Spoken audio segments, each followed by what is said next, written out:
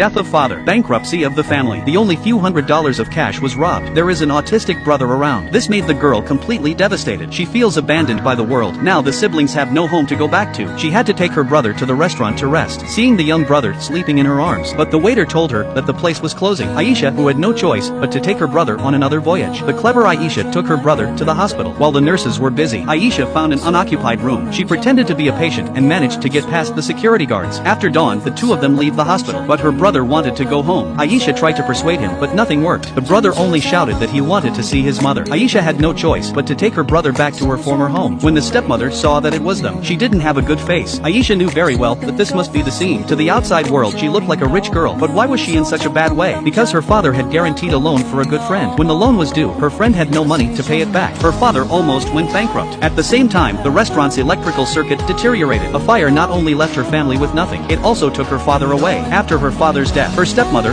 under the pretext of a huge insurance policy, the ignorant Aisha was asked to sign on the pretext of debt settlement. Finally, she was mercilessly kicked out of the house, but for the sake of her brother, had to return home to find her stepmother, although Aisha pleaded with her stepmother. But the stepmother still used the property that was about to be auctioned.